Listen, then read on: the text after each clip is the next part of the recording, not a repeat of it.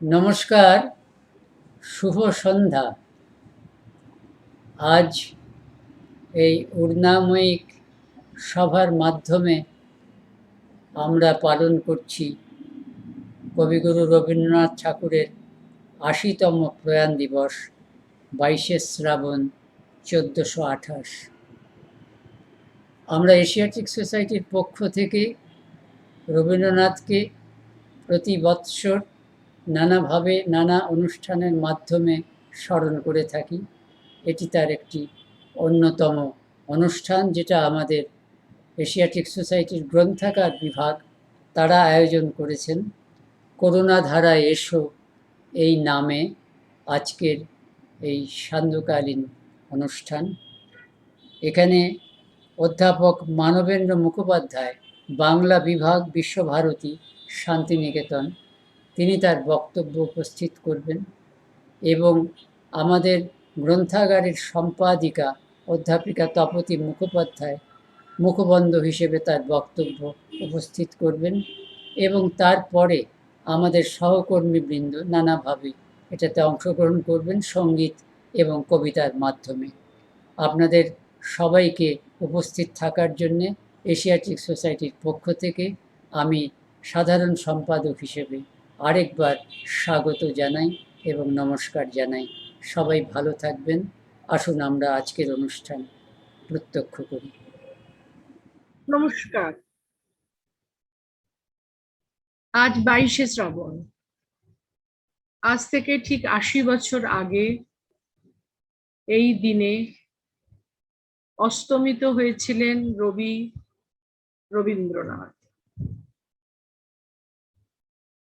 যিনি প্রয়াণের সুদীর্ঘ ব্যবধানেও শ্লিষ্ট হয়ে আছেন আমাদের জীবনে, মননে, মিলনের আততিতে, বিরহের দীর্ঘশ্বাসে, এক কথায় আমাদের সামগ্রিক জীবনবোধে। আজকে এক শ্বাসরোধী পরিবেশে আমরা কবির উদ্দেশ্যে তাঁর প্রয়াণ দিবসে শ্রদ্ধাঞ্জলি নিবেদন করছি।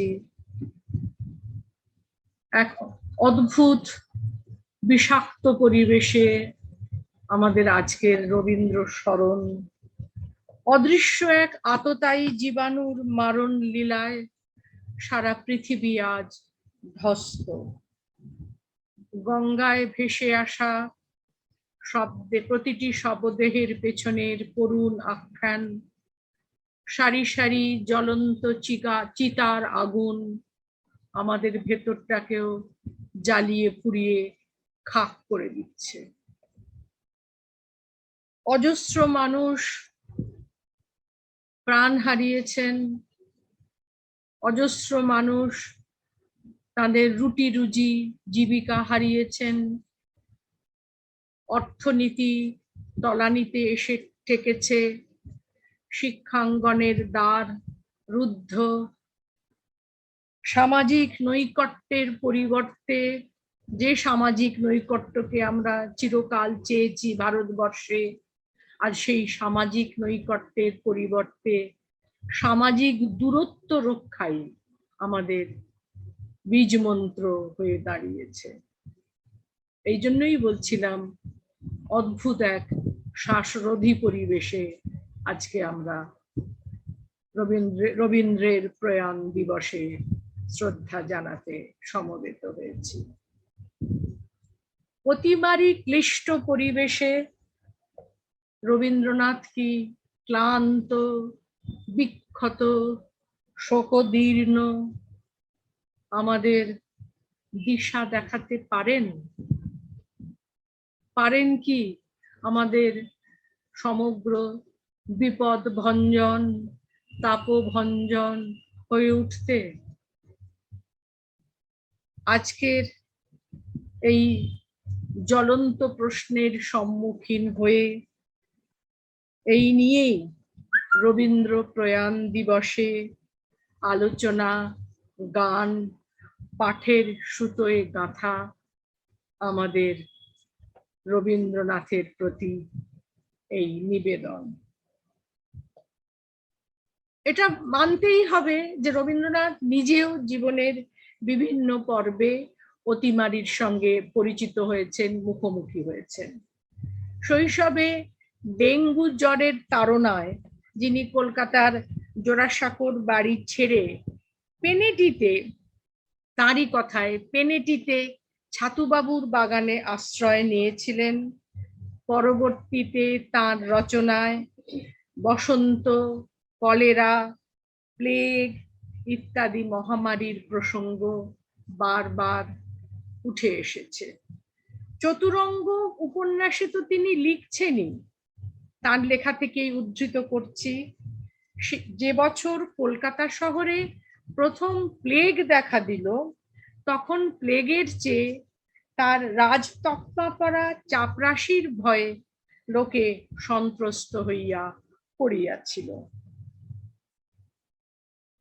ব্যাধির এই করাল মূর্তি তাকে কাতর করেছে অবশ্যই, কিন্তু মনে রাখতে হবে তাকে হতাশ্বাস করতে কোনোদিন পারেনি। কারণ এই ব্যাধি, এই মৃত্যু, এই শোক, এই সব কিছুকে রবীন্দ্রনাথ গ্রহণ করেছেন এক আশ্চর্য সমাহিত মনস্কতায়। 14 বছর বয়সে মার মৃত্যু তাকে জীবনে প্রথম মৃত্যুর মুখোমুখি করেছিল। তারুণ্যে স্নেহশীলা ভাতৃজায়া কাদম্বরীর অকাল মৃত্যু তাকে জীবন ও মৃত্যুর সমান্তর সত্য সম্পর্কে সচেতন করে তুলছে। তার নিজের কথায়, জগৎকে সম্পূর্ণ করিয়া এবং সুন্দর করিয়া দেখিবার জন্য যে দূরত্বের প্রয়োজন, মৃত্যু সেই দূরত্ব ঘটাইয়া দিয়াছিল। আমি নির্লিপ্ত হইয়া দাঁড়াইয়া মরণের বৃহৎ পটভূমিকার উপর সংসারের ছবিটি দেখিলাম এবং জানিলাম তাহা বড় মনোহর। 1901 থেকে 1907 রবীন্দ্রনাথকে মৃত্যু যেন তাড়া করে বেরিয়েছে। 1901-এ চলে গেলেন পত্নী মৃণালিনী, 1902-এ কন্যা রেণুকা, 1904-এ অন্তরঙ্গ প্রিয় সহচর সতীশচন্দ্র, 1905-এ পিতা মহর্ষি দেবেন্দ্রনাথ এবং সর্বোপরি 1907-এ কনিষ্ঠ পুত্র সমীন্দ্রনাথের মৃত্যু রবীন্দ্রনাথকে একেবারে ধ্বস্ত করে দিয়েছিল। কিন্তু তবু নিরাশ হননি কবি। উপনিষদ ভাবিত কবি, যে উপনিষদ আমাদের শিখিয়েছে মৃত্যু জীবনেরই পর্যায় মাত্র, মৃত্যুই শেষ কথা নয়, শেষ নাহিরে শেষ কথা কে বলবে, সেই উপনিষদ ভাবিত কবি মৃত্যুকে জীবনের নব পর্যায় রূপেই দেখেছেন। কেমন ছিল তার মৃত্যু সম্পর্কে ধারণা? 1894-এর 25শে নভেম্বর শিলাইদহ থেকে রবীন্দ্রনাথ একটি চিঠিতে লিখেছেন, আমার এক এক সময় মনে হয় জগৎটা দুই বিরোধী শক্তির রঙ্গভূমি। একজন আমাদের মধ্যে থেকে নিত্য বাঁচবার চেষ্টা করছে, আর একজন তাকে নিত্য বধ করার উদ্যম করছে। তা যদি না হতো তাহলে মৃত্যু আমাদের পক্ষে নিতান্ত স্বাভাবিক বলে মনে হতো, কিছুমাত্র শোচনীয় বোধ হতো না। এক সময় একরকম ছিলুম, আর এক সময় আর এক রকম হয়ে গেলুম। এটার সঙ্গে কোন রকম দুঃখ, শোক, বিস্ময় জড়িত থাকতো না। মৃত্যুকে যেমন রবীন্দ্রনাথ সহজভাবে নিয়েছেন, অনেক আগেই 1894, অনেক আগে, তার পর যে মৃত্যুর মিছিল রবীন্দ্রনাথের চোখের সামনে দিয়ে ঘটে গেছে, স্বাভাবিকভাবেই আমরা দেখলাম যে 1894 রবীন্দ্রনাথ যে শান্ত দৃঢ়তায় মৃত্যুকে জীবনের পর্যায় হিসেবে দেখছেন, সেই ধারণা, সেই বোধ তাকে পরবর্তীকালেও মৃত্যুকে সহ্য করার, মৃত্যুকে শান্তভাবে স্বীকার করে নেওয়ার বোধি দিয়েছে, মনন দিয়েছে, মানসিকতা দিয়েছে, শক্তি দিয়েছে।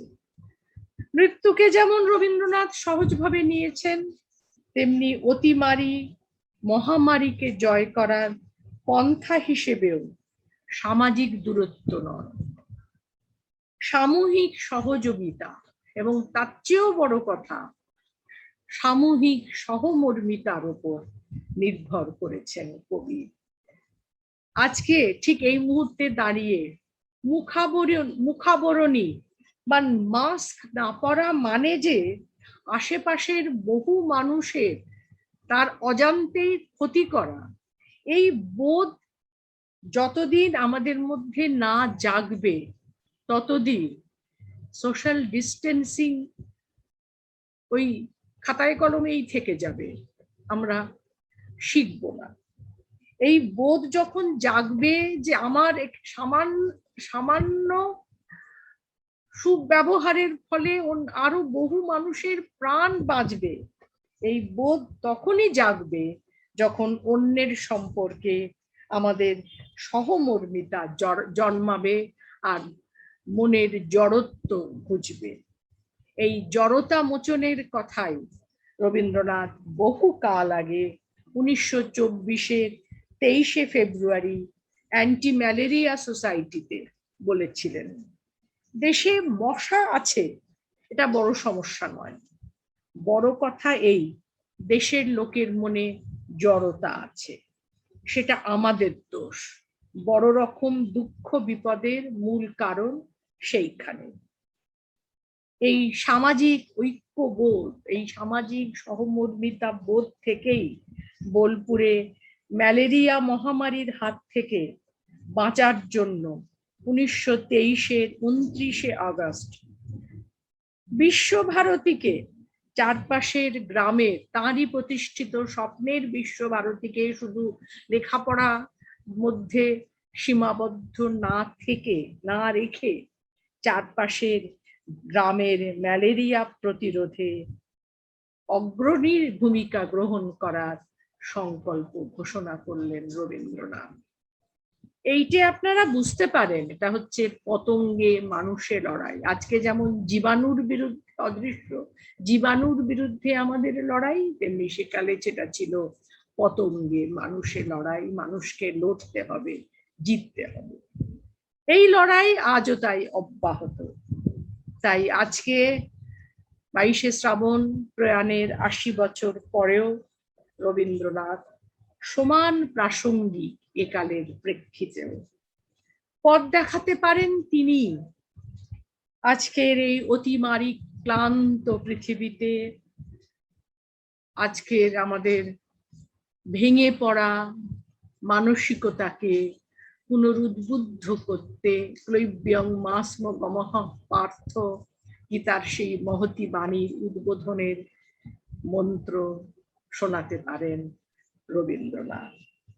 আজকের এই আন্তর্জালিক অনুষ্ঠান, যে অনুষ্ঠান নিবেদিত 22শে শ্রাবণ রবীন্দ্রনাথের 80তম প্রয়াণ দিবসে তার প্রতি শ্রদ্ধাঞ্জলি জ্ঞাপনের লক্ষ্যে আজকের এই আন্তর্জালিক এই অনুষ্ঠান রবীন্দ্র প্রদর্শিত সেই পথের দিশারি হবে, এই লক্ষ্য নিয়েই, এই উদ্দেশ্য নিয়েই আমাদের আজকের নিবেদন।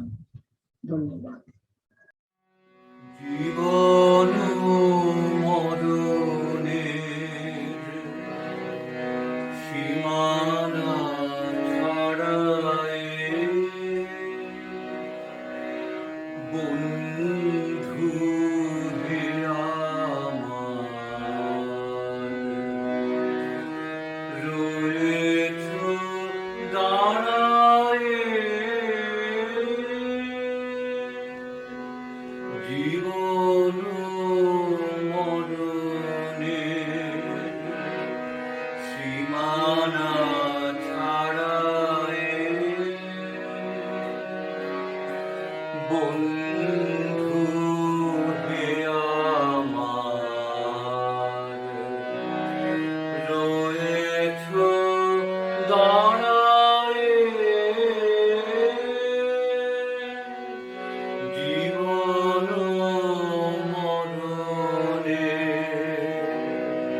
সীমানা ছাড়ায়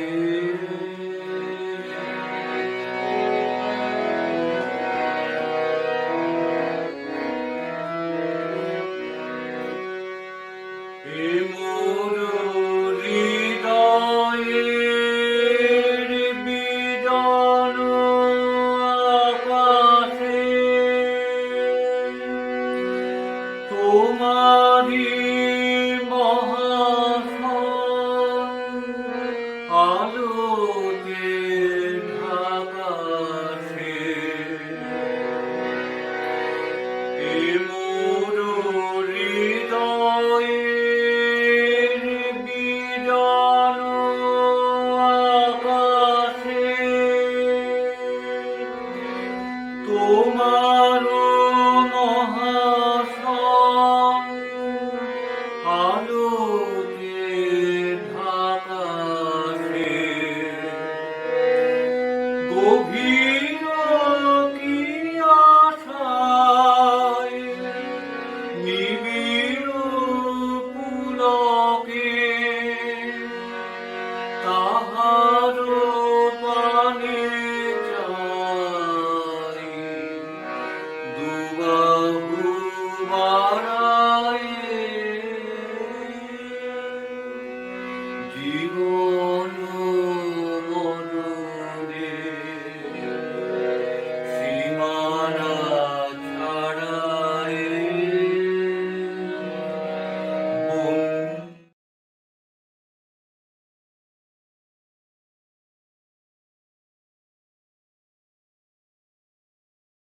নমস্কার। এশিয়াটিক সোসাইটির মতো এমন একটি প্রবর সারস্বত প্রতিষ্ঠানের পক্ষ থেকে 22শে শ্রাবণ উপলক্ষে আমাকে কিছু বলবার জন্য আমন্ত্রণ জানানো হয়েছে। এজন্য আমি এশিয়াটিক সোসাইটির মাননীয় সাধারণ সম্পাদক ডক্টর এস.পি. চক্রবর্তী এবং সংশ্লিষ্ট সবাইকে আন্তরিক কৃতজ্ঞতা এবং ধন্যবাদ জানাই।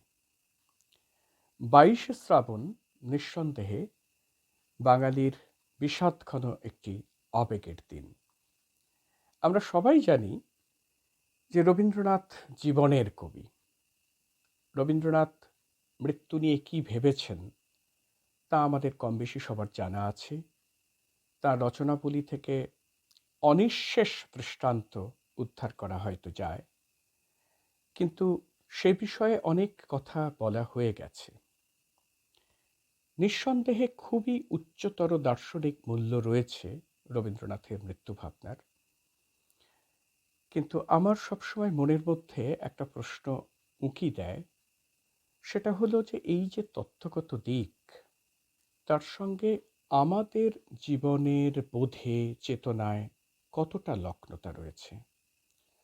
বিশেষ করে এই যে কোভিডগ্রস্ত পৃথিবীতে আমরা বিচ্ছিন্ন দ্বীপের মতো বাস করছি, আমাদের চারিদিকে মরণের সমুদ্র সফেন গর্জন করে চলেছে, তার মধ্যে থেকে আমরা কি সত্যিই তেমন সান্ত্বনা পাই?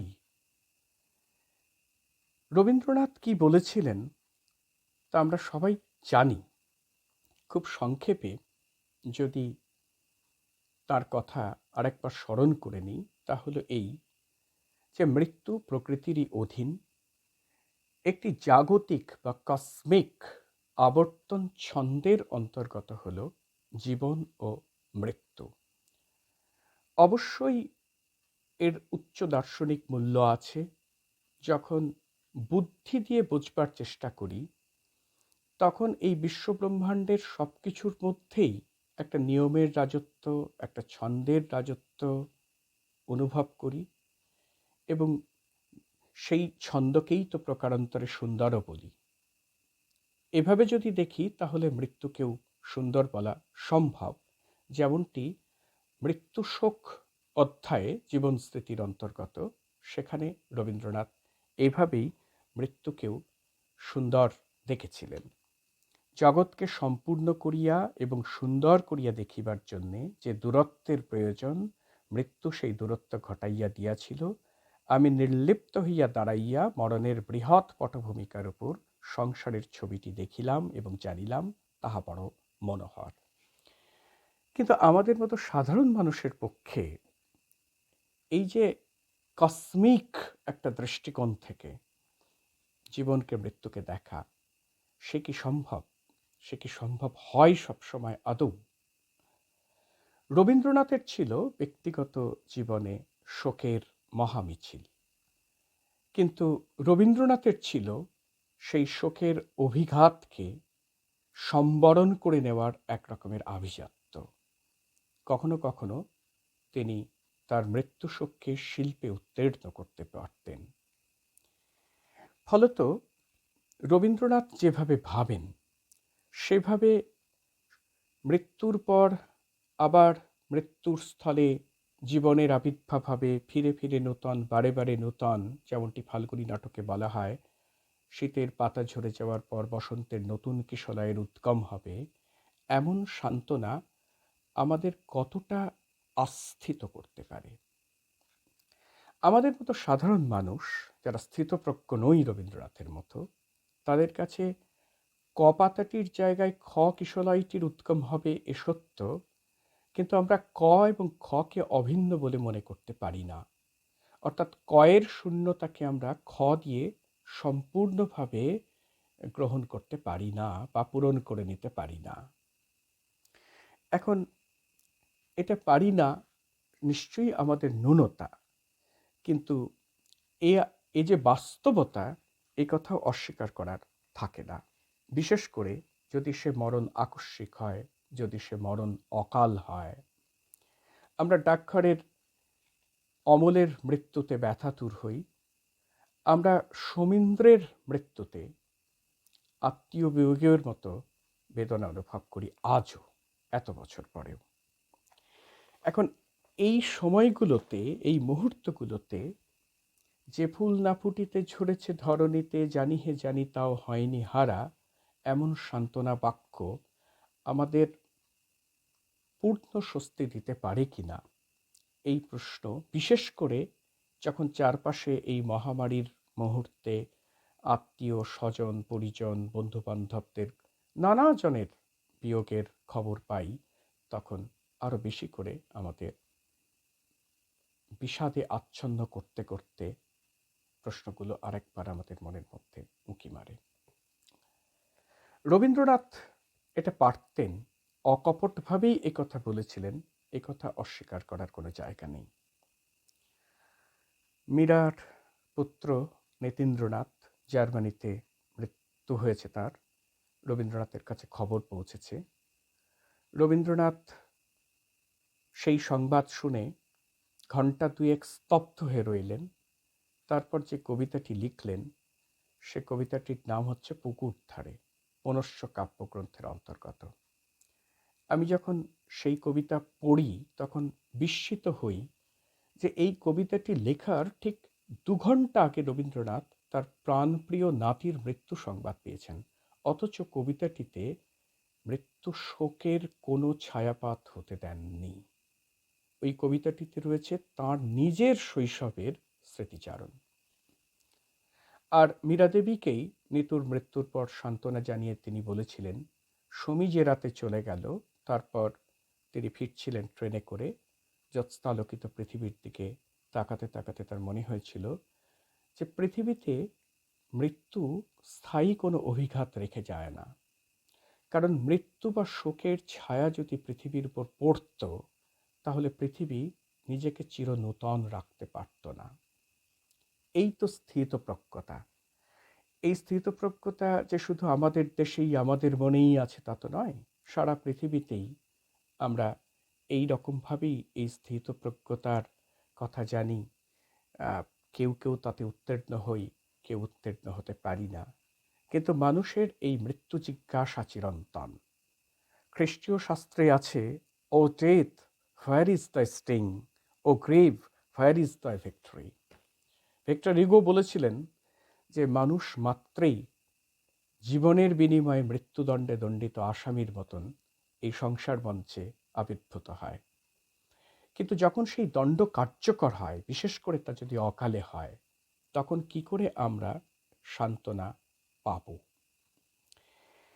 এই প্রশ্নের মোকাবিলা হয়তো রবীন্দ্রনাথ একভাবে করতে পারেন। তিনি আমাদের এই পড়ে পাওয়া জীবনটাকে, সেই জীবনটার সার্থকতার একটা অন্য অর্থ খুঁজে পেয়েছিলেন। রবীন্দ্রনাথ তোমার পতাকা যারে দাও তারে বহিবারে দাও শকতি এই গানে বলছেন, দুর্গম পথ এ ভবগহন, কত ত্যাগ শোক বিরহ দহন, জীবনে মৃত্যু করিয়া বহন, প্রাণ পাই যেন মরণে। এই কবিতাটা যখন প্রথম পড়লাম তখন খুব চমকে গিয়েছিলাম। কেননা জীবনে মৃত্যু করিয়া বহন, প্রাণ পাই যেন মরণে, তার মানে জীবন আর মৃত্যু সমার্থক নয়।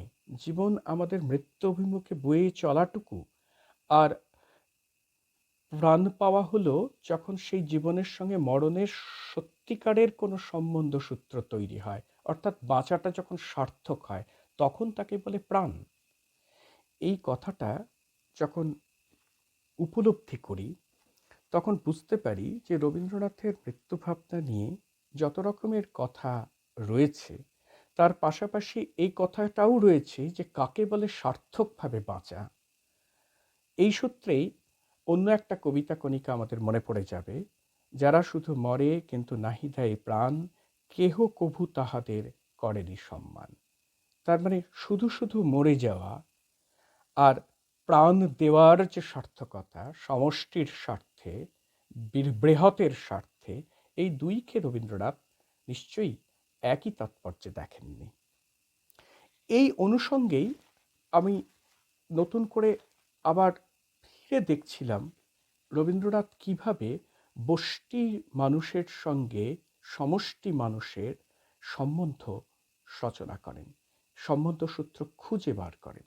এই জায়গাটিকে আমি তখন বিশেষভাবে বোঝার চেষ্টা করছিলাম। আর সেটা বুঝতে গিয়ে এটা বুঝেছি যে প্রাকৃতিক নিয়মে মৃত্যু বরণ করা আর বৃহতের স্বার্থে মৃত্যু অঙ্গীকার করা, এই দুই যে এক নয়, এ কথা রবীন্দ্রনাথ নানাভাবে নানা জায়গায় বলেছেন।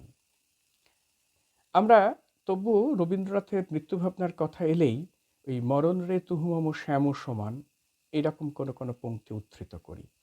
আসলে এ তো রাধার প্রেমাতিশয্যের কথা, কিন্তু রবীন্দ্রনাথের কথা তো মরিতে চাহি না আমি সুন্দর ভুবনে, মানবের মাঝে আমি বাঁচিবারে চাই।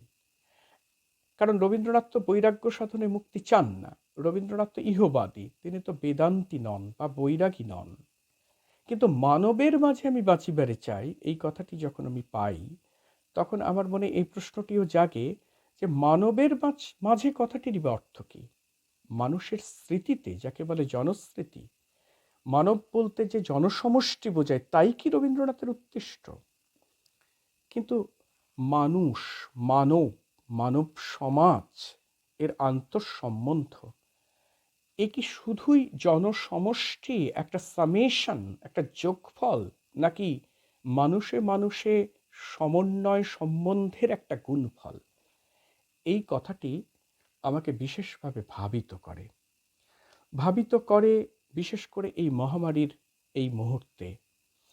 কেননা মহামারীর সময়ে আমরা এমন কিছু শব্দ বন্ধের সঙ্গে পরিচিত হচ্ছি যা মানুষে মানুষের সম্বন্ধের যে মূল্যবোধ আমাদের মধ্যে ছিল, সেগুলোকে কোথাও যেন শব্দগত দিক থেকে ব্যাহত করে, যেমন সামাজিক দূরত্ব, সোশ্যাল ডিস্ট্যান্সিং। এখন সামাজিক এই শব্দটা যে অর্থেই ব্যবহার করা হোক না কেন, কি অর্থে ব্যবহার করা হয়েছে আমরা সবাই জানি, কিন্তু যখন সোশ্যাল ডিস্ট্যান্সিং এই কথাটা বলা হয়, তখন মনে হয় যে যখন আমাদের আরও বেশি করে ঘন হয়ে থাকার কথা, যখন আরও বেঁধে বেঁধে থাকার কথা, তখন সামাজিক দূরত্ব এই শব্দটি কি কোথাও একটা বাধার মতন হাজির হয়ে যাচ্ছে না? আসলে আমরা যা বলি তা তো আমাদের চিন্তারই পোশাক, ভাষা তো চিন্তারই পোশাক, ট্রাইডেন বলেছিলেন। ফলে আমাদের এই বলাটার মধ্যে কোথাও যেন এক রকমের সেলফ আইসোলেশন, আগে থেকেই বিচ্ছিন্ন হয়ে থাকাটা ছিল, সেগুলোই যেন আমরা এই মহামারীর অবকাশে আমাদের ভাষিক অভ্যাসের মধ্য দিয়ে প্রকাশ পাচ্ছে। আমরা বলছি social distancing, isolation, new normal. এখন সংক্রমণ রোধক দূরত্ব যে প্রয়োজন, এ নিয়ে কোনো সংশয় নেই। রবীন্দ্রনাথ কি তা জানতেন না? রবীন্দ্রনাথ জানতেন বলেই তো 1904 সালে শান্তিনিকেতনে সতীশচন্দ্র রায়ের বসন্ত হওয়ার পর গোটা স্কুলটাকেই তুলে নিয়ে গিয়েছিলেন শিলাইদহে। সুতরাং সেই বাস্তবতা অনস্বীকার্য, কিন্তু আমাদের এই শরীরে শরীরে যোগটুকু বা সংক্রমণ রোধক দূরত্বটুকুর পরেও মানুষে মানুষের সম্পর্ক কিভাবে হতে পারে, একক মানুষের সঙ্গে সমষ্টি মানুষের সম্পর্ক কিভাবে হতে পারে, এবং সেই হওয়াটার মধ্যে বাঁচাটার সার্থকতা কিভাবে সম্পন্ন হতে পারে, এই ভাবনাটাকে আমাদের নতুন করে বোঝার প্রয়োজন। এই কারণে যেহেতু নিউ ট্রুথ, পোস্ট হিউম্যানিজম এই জাতীয় হুমকির মতো কতগুলো শব্দ এখন আমাদের চারপাশে ঘুরে বেড়ায়, যেন আমাদের যাবতীয় মূল্যবোধ সমস্ত কিছু তামাদি হয়ে গেছে। রবীন্দ্রনাথ খুব স্পষ্ট করে এবং বৈজ্ঞানিক দিক থেকে ব্যাখ্যা করে দেখিয়েছিলেন যে মানুষের সম্পর্কের জায়গাটা কিভাবে প্রতিষ্ঠিত হতে পারে। কাকে বলে মানুষ? বৈজ্ঞানিকভাবে বললে হোমো সাপিয়েন্স, প্রজাতির যে প্রাণী, তাকে বলে মানুষ। রবীন্দ্রনাথ বলবেন আরেকটু আগের কথা, হয়তো বৈজ্ঞানিক পরিভাষায় বলা যেতে পারে হোমো ইরেক্টাস, যখন মানুষ খাড়া হয়ে দাঁড়াতে শিখল।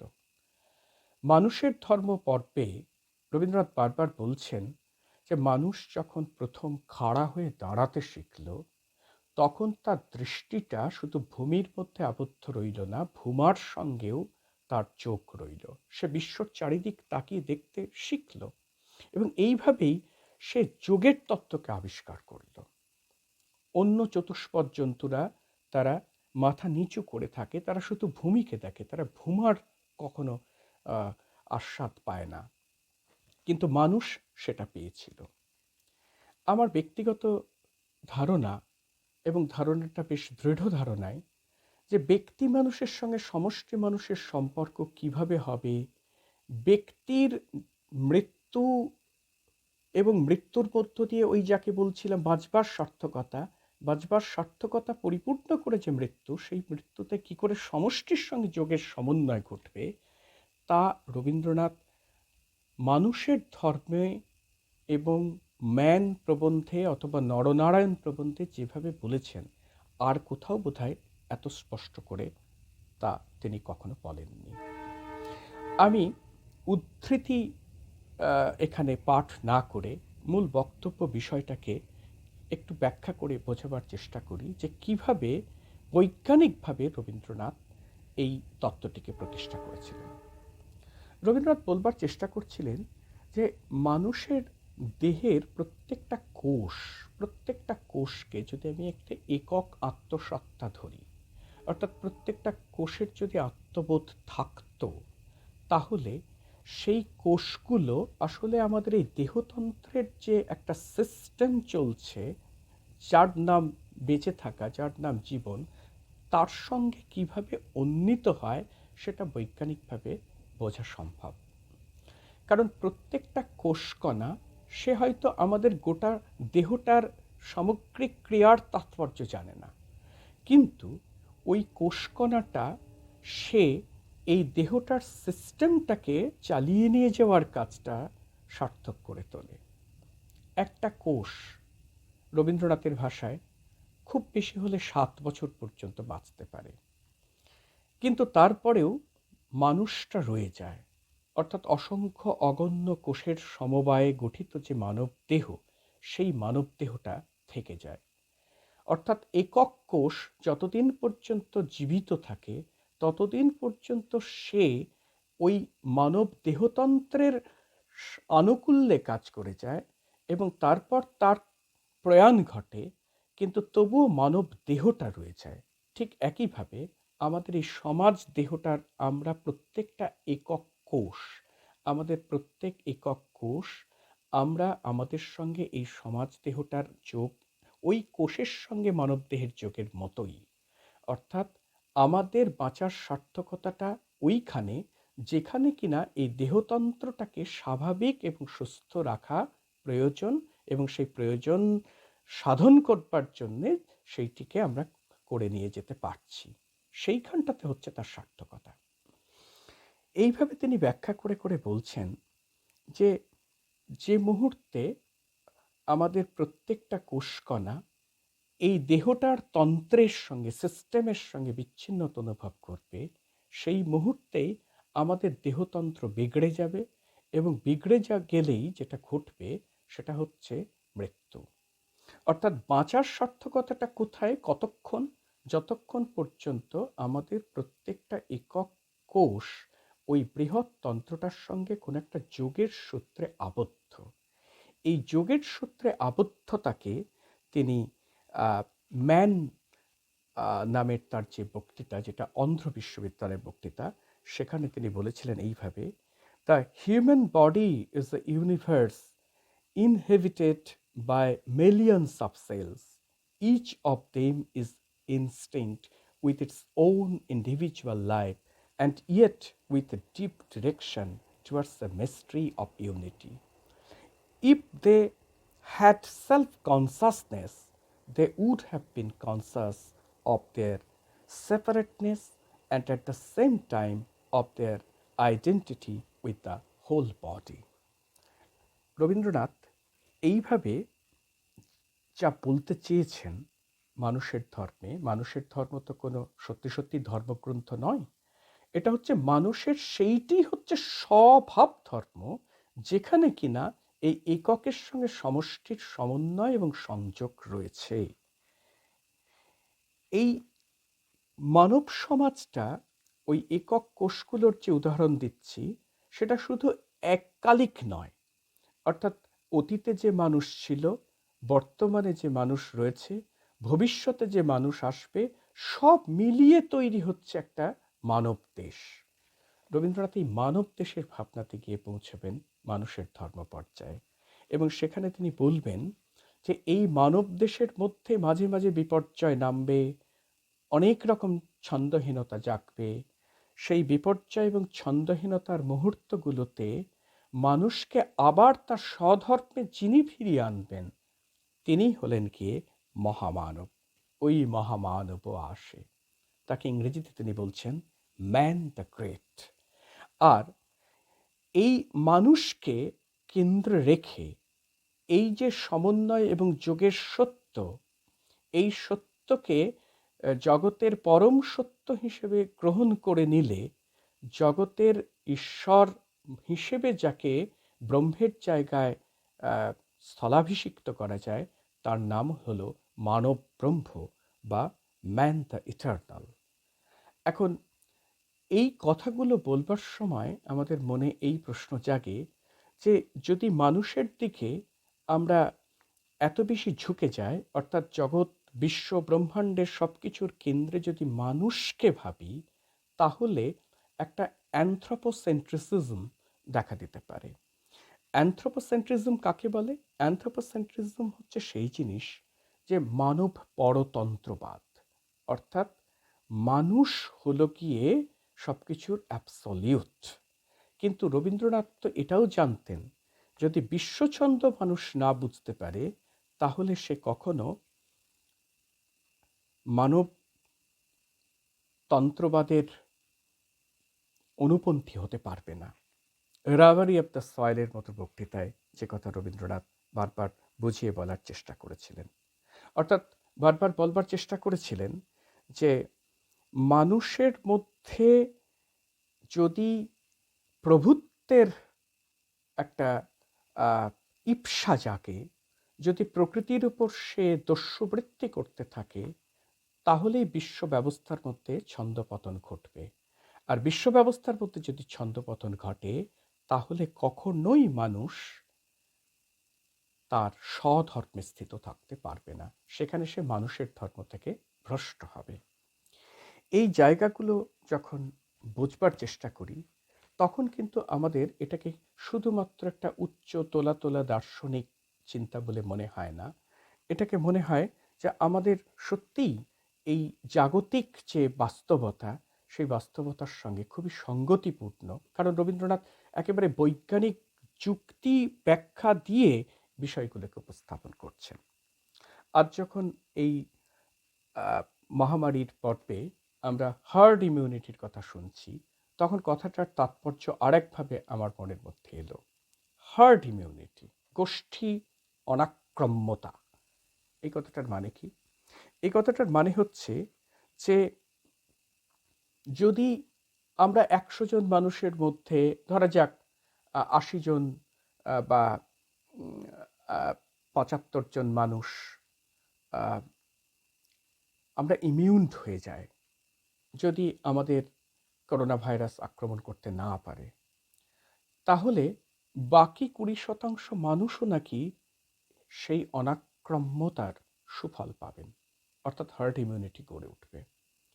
সংক্রমণের ক্ষেত্রে যেমন মানুষে মানুষে কোথায় কীরকম একটা চেন রিলেশন রয়ে গেছে বলে আমাদের প্রতিনিয়ত স্মরণ করিয়ে দেওয়া হচ্ছে, তেমনি ইমিউনিটির ক্ষেত্রেও আমরা খেয়াল করব যে কেমন বলা হচ্ছে যে 70 বা 80% মানুষের বাইরে যদি কবাবু বা খবাবু থাকেন, তাহলে সেই কবাবু বা খবাবুও কিন্তু 70 বা 80% মানুষের অনাক্রম্যতার সুফলের অংশীদার হবেন। অর্থাৎ কোথাও একটা অদৃশ্য যোগসূত্র যেন আমাদের প্রত্যেকটা মানুষের সঙ্গে মানুষকে ছুঁয়ে আছে, স্পর্শ করে আছে। এই ছুঁয়ে থাকা, এই স্পর্শ করে থাকাটাকে আমরা খানিকটা শঙ্খ ঘোষের ভাষাধার নিয়ে বলতে পারি অন্ধের স্পর্শের মতো। অর্থাৎ হয়তো চোখে দেখা যায় না, কিন্তু মানুষের একটা নেটওয়ার্ক, মানুষের সম্পর্কের একটা নেটওয়ার্ক, প্রত্যেকটা একক মানুষের সঙ্গে প্রত্যেক সমষ্টি মানুষের সম্বন্ধ, এই সম্বন্ধ সূত্র কোথাও না কোথাও রয়ে গেছে। এখন এই রয়ে যাওয়াটা যখন আমরা এইভাবে বৈজ্ঞানিক সত্য দিয়ে উপলব্ধি করতে পারি, তখন আমাদের কাছে রবীন্দ্রনাথের মৃত্যু ভাবনা এই মহামারীর সময়েও কেবলমাত্র একটা দার্শনিক চিন্তা মাত্র বলে মনে হয় না। মনে হয় যে এ হলো আমাদের প্রতিদিনের প্রতিক্ষণের একটা বাঁচবার রসদ, চলবার রসদ। রবীন্দ্রনাথকে আমরা এইভাবেই আমাদের আপদে বিপদে বিপর্যয়ে নানা মুহূর্তে নতুন নতুন করে পাই। এই যে নতুন নতুন করে পাওয়া, এই পাওয়াটার মধ্যেই হলো সেই ফিরে ফিরে নতুন, বারে বারে নতুন। সেজন্যে 22শে শ্রাবণ দিনটাকে আমার কখনো মনে হয় না যেটা রবীন্দ্রনাথের প্রয়াণ দিবস। শান্তিনিকেতনে এই জন্যেই 22শে শ্রাবণের দিনটিতেই বৃক্ষরোপণ উৎসব হয়, অর্থাৎ প্রয়াণের দিনে নতুন প্রাণকে অভ্যর্থনা জানানো হয়। আমরাও আজ ঠিক সেই জায়গা থেকেই বলতে পারি যে আমাদের জীবনের ক্যালেন্ডারে বস্তুত 22শে শ্রাবণ বলে কিছু নেই, আমাদের হর রোজ 25শে বৈশাখ। নমস্কার। রবীন্দ্রনাথের জীবন স্মৃতি থেকে মৃত্যু শোক তারই অংশবিশেষ। আমার 24 বছর বয়সের সময় মৃত্যুর সঙ্গে যে পরিচয় হইল, তাহা তার স্থায়ী পরিচয়। জীবনের মধ্যে কোথাও যে কিছুমাত্র ফাঁক আছে, তাহা তখন জানিতাম না। সমস্তই হাসি কান্নায় একেবারে নেরেট করিয়া বোনা। তাহাকে অতিক্রম করিয়া আর কিছুই দেখা যাইত না, তাই তাহাকে একেবারে চরম করিয়াই গ্রহণ করিয়াছিলাম। এমন সময় কোথা হইতে মৃত্যু আসিয়া এই অত্যন্ত প্রত্যক্ষ জীবনটার একটা প্রান্ত যখন এক মুহূর্তের মধ্যে ফাঁক করিয়া দিল, তখন মনটার মধ্যে সে কি ধাঁধাই লাগিয়া গেল। তবু এই দুঃসহ দুঃখের ভিতর দিয়া আমার মনের মধ্যে আকস্মিক আনন্দের হাওয়া বহিতে লাগিল। তাহাতে আমি নিজেই আশ্চর্য হইলাম। জীবন যে একেবারে অবিচলিত নিশ্চিত নহে, এই দুঃখের সংবাদেই মনের ভার লঘু হইয়া গেল। সেই বৈরাগ্যের ভিতর দিয়া প্রকৃতির সৌন্দর্য আরো গভীর রূপে রমণীয় হইয়া উঠিয়াছিল। কিছুদিনের জন্যে জীবনের প্রতি আমার অন্ধ আসক্তি একেবারেই চলিয়া গিয়াছিল। তাই তার চারিদিকে আলোকিত নীল আকাশের মধ্যে গাছপালার আন্দোলন আমার অশ্রুধৌত চক্ষে ভারী একটি মাধুরী বর্ষণ করিত। জগৎকে সম্পূর্ণ করিয়া এবং সুন্দর করিয়া দেখিবার জন্য যে দূরত্বের প্রয়োজন হয়, মৃত্যু সেই দূরত্ব ঘটাইয়া দিয়াছিল। আমি নির্লিপ্ত হইয়া দাঁড়াইয়া মরণের বৃহৎ পটভূমিকার উপর সংসারের ছবিটি দেখিলাম এবং জানিলাম তাহা বড় মনোহর। লিপিকা কাব্যগ্রন্থের কৃতঘ্ন শোক। ভোরবেলায় সে বিদায় নিলে। আমার মন আমাকে বোঝাতে বসল সবই মায়া। আমি রাগ করে বললেন, এই তো টেবিলে সেলাইয়ের বাক্স, ছাতে ফুল গাছের টব, খাটের উপর নাম লেখা হাত পাখাখানি, সবই তো সত্য। মন বললেন, তবু ভেবে দেখো। আমি বললেন, থামো তুমি, ওই দেখো না গল্পের বইখানি, মাঝের পাতায় একটি চুলের কাঁটা, সবটা পড়া শেষ হয়নি। এও যদি মায়া হয়, সে এর চেয়েও বেশি মায়া হলো কেন? মন চুপ করলে। বন্ধু এসে বললেন, যা ভালো তা সত্য, তা কখনো যায় না। সমস্ত জগৎ তাকে রত্নের মতো বুকের হাড়ে গেঁথে রাখে। আমি রাগ করে বললেন, কি করে জানলে দেহ কি ভালো নয়? সে দেহ গেল কোনখানে? ছোট ছেলে যেমন রাগ করে মাকে মারে, তেমনি করেই বিশ্বে আমার যা কিছু আশ্রয় সমস্তকেই মারতে লাগলেন। বললেন, সংসার বিশ্বাসঘাতক। হঠাৎ চমকে উঠলেন। মনে হলো কে বললে অকৃতজ্ঞ। জানলার বাইরে দেখি ঝাউ গাছের আড়ালে তৃতীয়ার চাঁদ উঠেছে। যে গেছে যেন তারই হাসির লুকোচুরি। তারা ছিটিয়ে দেওয়া অন্ধকারের ভিতর থেকে একটি ভর্ৎসনা এলো। ধরা দিয়েছিলেন সেটাই কি ফাঁকি? আর আড়াল পড়েছে এইটাকেই এত জোরে বিশ্বাস? নমস্কার। আজ কবিগুরু রবীন্দ্রনাথ ঠাকুরের প্রয়াণ দিবসে আমার সশ্রদ্ধ নিবেদন।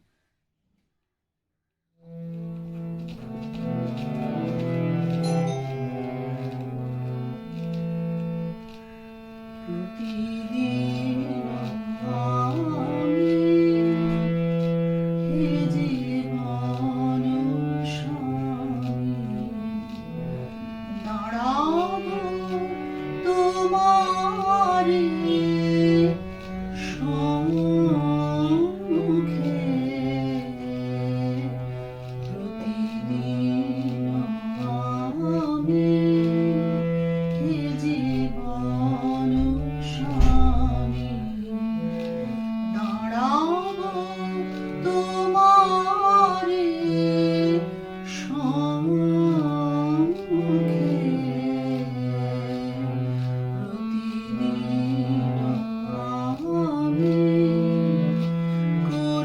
জোড় করো হে ভুবনেশ্বর, দাঁড়াবো তোমারি সম্মুখে,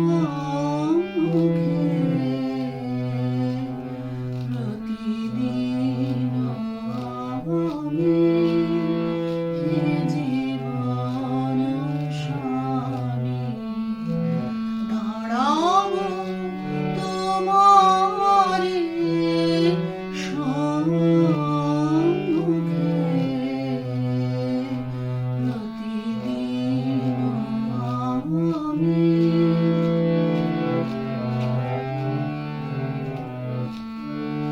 তোমার অপার আকাশের তলে, বিজনে নিরমলে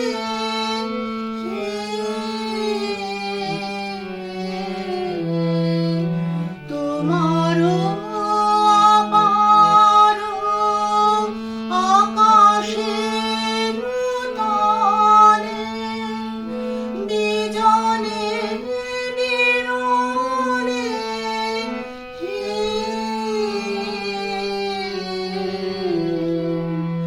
নম্র হৃদয়ে নয়নের জলে, দাঁড়াবো তোমারি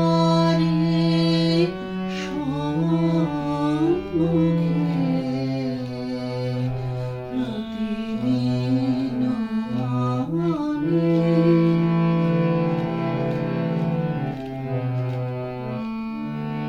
তোমার বিচিত্র এ ভব সংসারে কর্ম পারাবার পারে, নিখিল ভুবন